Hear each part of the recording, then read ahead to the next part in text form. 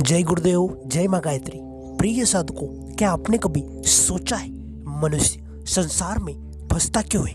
धन है तो चिंता, धन नहीं है तो भी चिंता, अपनों का साथ है तो उन्हें खोने का डर, और जब कोई अपना दूर चला जाए तो उसे पाने की तड़प, सम्मान मिले तो उसे बनाए रखने की चिंता, अपमान मिले तो मन में आग, इच्छा पूरी हो जाए तो दूसरी इच्छा खड़ी, और इच्छा पूर्ण न हो तो मन दुखी।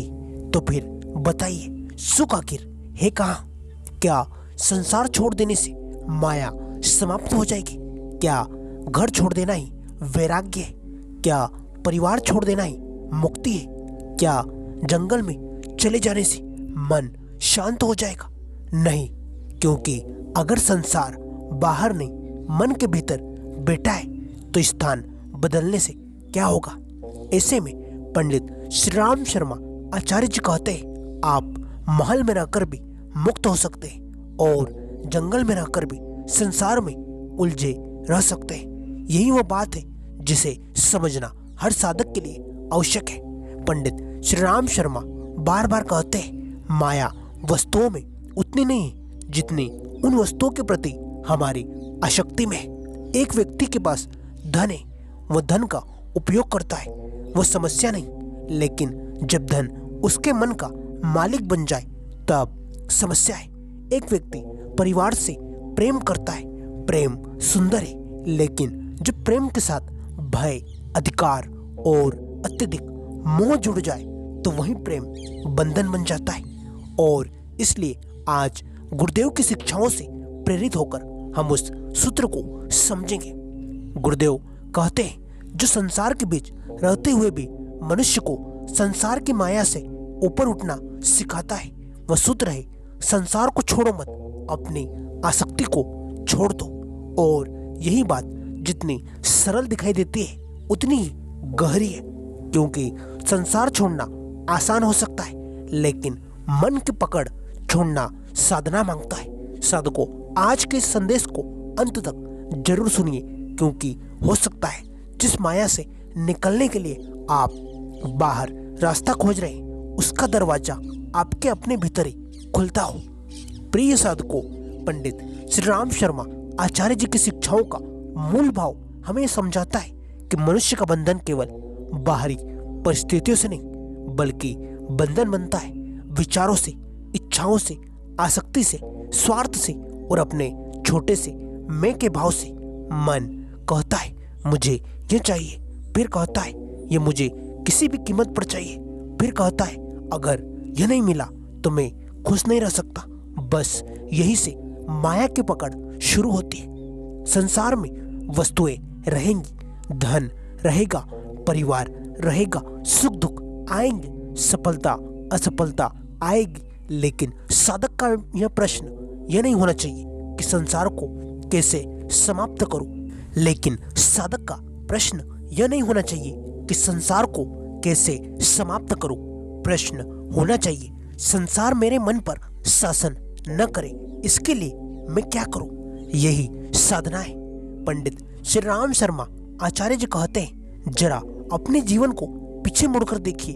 बचपन में लगा था बस यह मिल जाए तो मैं खुश हो जाऊंगा, वह मिल जाए तो फिर कुछ और नहीं चाहिए। फिर लगा बस इतना धन हो जाए, फिर लगा बस मेरा परिवार सुखी रहे, फिर बस समाज में सम्मान मिल जाए।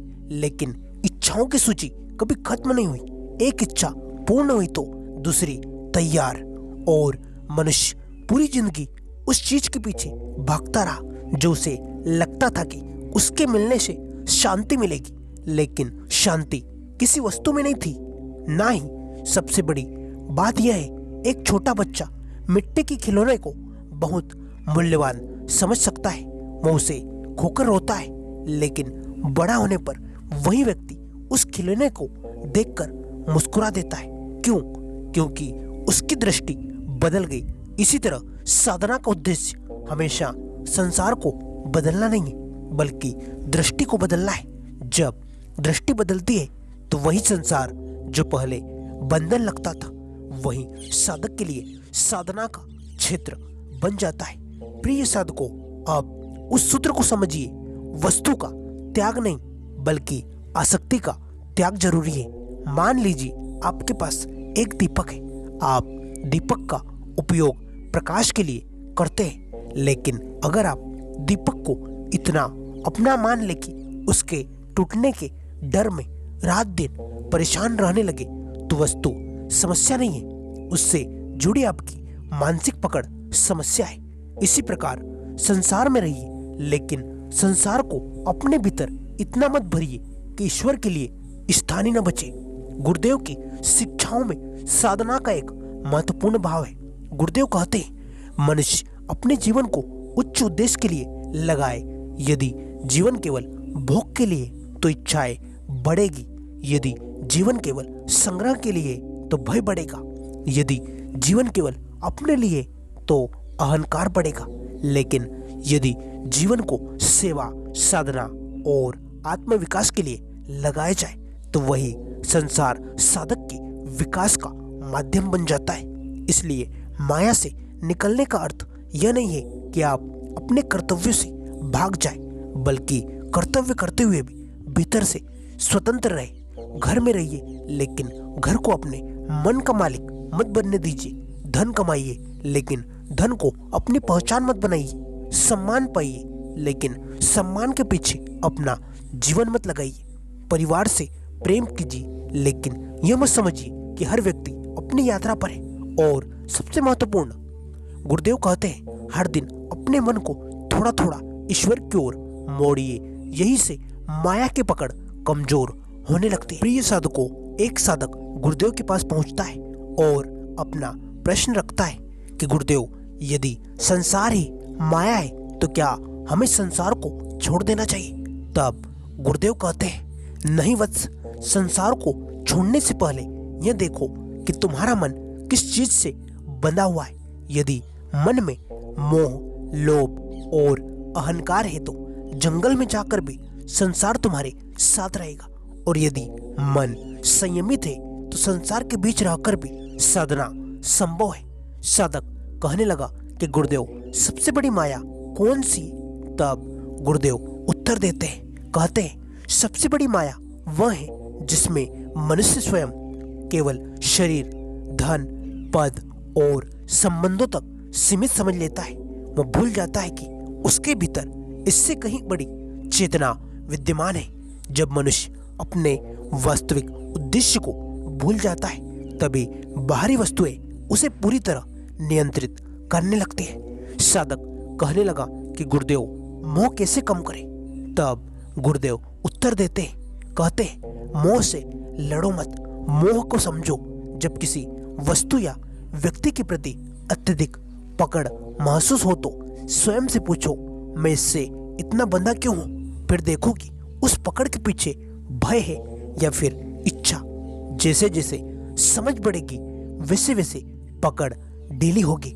साधक कहने लगा कि गुरुदेव, मेरी इच्छाएं बहुत अधिक है, ऐसे में मैं क्या करूं? तब गुरुदेव उत्तर देते हैं, कहते हैं, इच्छाओं को दबाने की जगह उनकी दिशा बदलो। भोग की इच्छा को विकास की इच्छा बनाओ, संग्रह की इच्छा को सेवा में लगाओ, प्रसिद्धि की इच्छा को श्रेष्ठ कर्म में बदलो। मन की ऊर्जा नष्ट मत करो, उसे ऊंचा उठाओ। प्रिय साधकों, आज से एक छोटा सा अभ्यास शुरू कीजिए। सुबह कुछ मिनट शांत बैठिए, आंखें बंद कीजिए, धीरे धीरे श्वास लीजिए और अपने मन से कहिए, मैं संसार का उपयोग करूंगा, संसार मुझे उपयोग नहीं करेगा।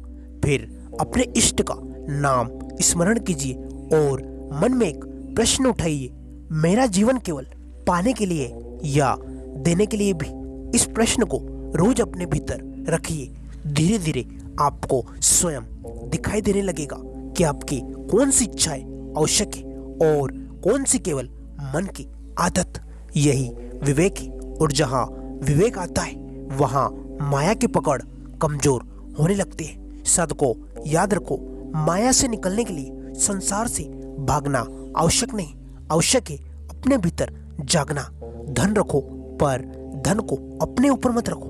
परिवार रखो, पर परिवार के मोह में अपने आत्मिक उद्देश्य को मत खो। सम्मान मिले तो विनम्र रहो, अपमान मिले तो सीखो। सुख आए तो कृतज्ञ रहो, दुख आए तो धैर्य रखो और हर परिस्थिति में स्वयं से पूछते रहो, क्या मैं इस परिस्थिति का उपयोग अपने आत्मविकास के लिए कर सकता हूँ। यही दृष्टि धीरे धीरे साधक को संसार के बंधन से ऊपर उठाती है, क्योंकि अंततः माया बाहर नहीं टूटती, माया तब टूटती है जब भीतर का भ्रम टूटता है, जब मनुष्य समझता है जिसे मैं अपना समझकर पकड़े बैठा था वह सब परिवर्तनशील है, और फिर वो सत्य की ओर मुड़ता है जो परिवर्तन के बीच भी अपरिवर्तनशील है। यही साधना का मार्ग है, यही विवेक है, यही वैराग्य की शुरुआत है, और यही वो सूत्र है जिसे आज अपने जीवन में उतारना है। साधकों, गुरुदेव कहते हैं, संसार में रहो पर संसार के लिए नहीं, कर्तव्य करो लेकिन अशक्ति मत पालो, प्रेम करो लेकिन स्वार्थ मत जोड़ो, और हर दिन अपने मन को परमात्मा की ओर मोड़ते रहो।